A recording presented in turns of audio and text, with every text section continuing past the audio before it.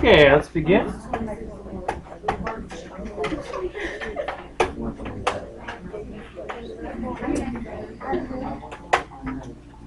All right. So what we're here is here's what we're going to do. We're going to move on to our third and final method. I want you to start off by doing this. Let's go to the very top. You don't need very long notes.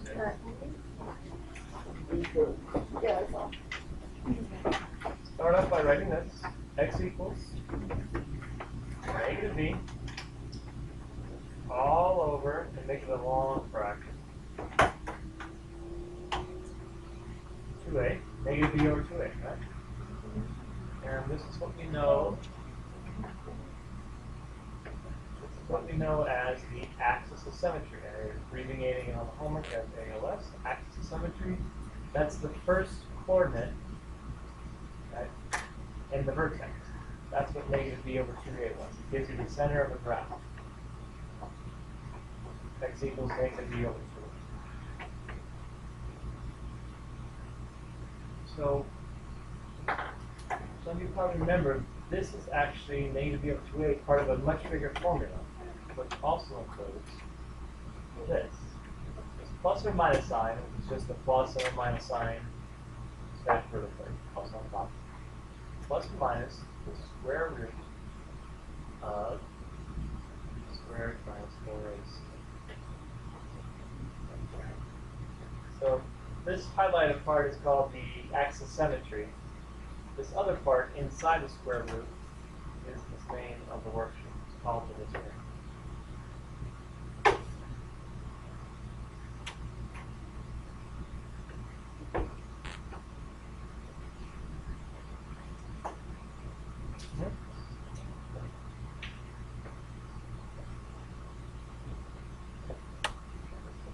Altogether, this whole formula is called the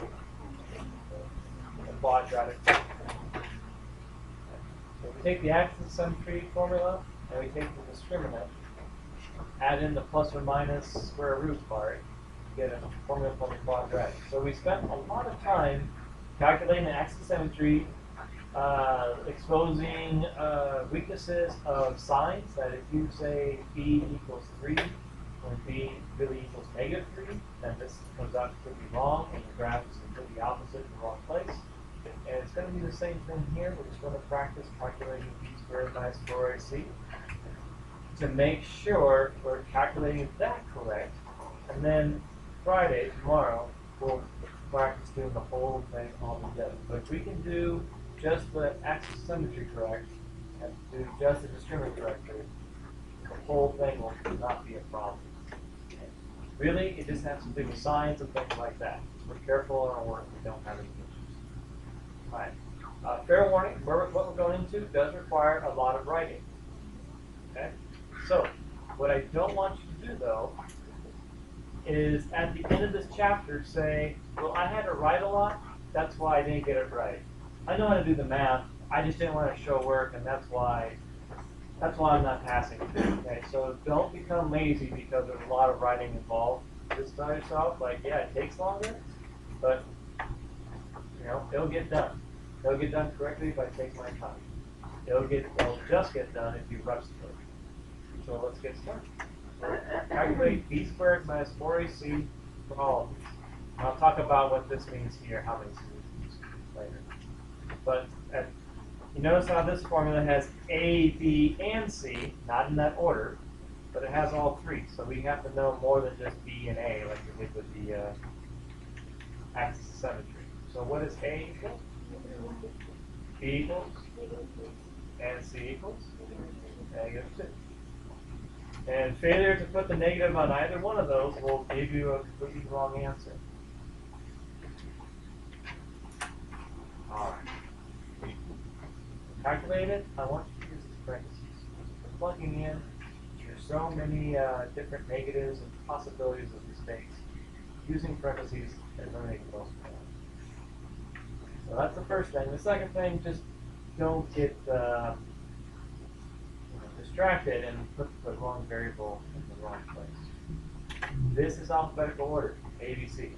This is not. So don't put -1, -3, 2.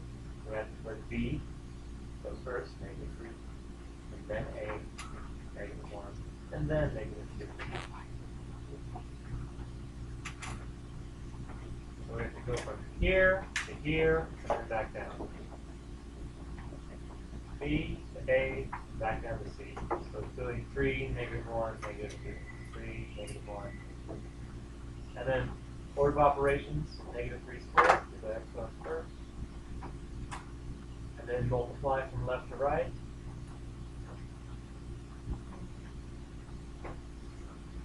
What number is this right here? -4. -4. Don't say 4. You don't want to say 4 times -1 times -2. Make sure you say to yourself, -4 times -1 is 4, and 4 times -2 is -8.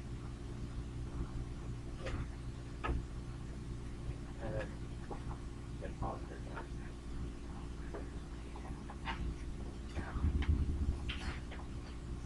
And I just want you to say that's positive.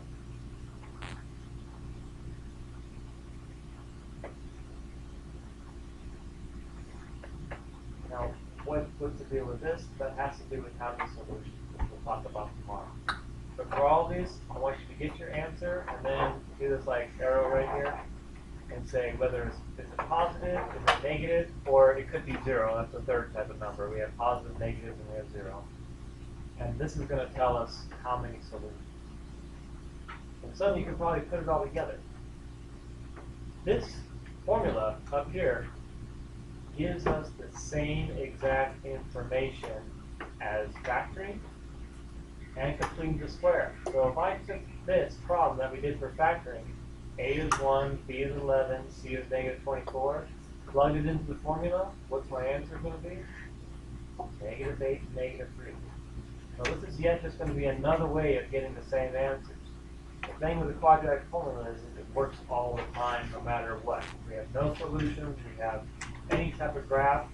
It takes the longest, but it's the most sure for any type of problem. Whereas factoring, sometimes it doesn't work. Completing the square sometimes has a bunch of ugly fractions. So we have our third method for solving, just to get the same thing. Think about this as you're from this school to home, wherever you live. There's more than one way to get there. Sometimes it's longer, longer way, or something, the street's closed or whatever, you have to take a different route, driveway's blocked, you have to do something different. But where you're starting, the question, and where you're ending, this answer is always the same. It's just how you're getting there is what it's different, depending on the answers. So that will be your homework for today. Just go through, again, don't need to do these right now. We'll talk about those first thing. And there's a few practice ones on the back. This is like 13 and 14 are like the front of what you just turned in. 15 and 16 are like the back. Factor. So overall, a much faster assignment. You guys have been working hard all week with all this scrapping and stuff. So this is a little reprieve. You just have to do some order of operations and a little review, okay? But we will take a quiz on all this stuff tomorrow. Okay? Always is. All right, so go ahead and work on the front. We got about 7, 8 minutes.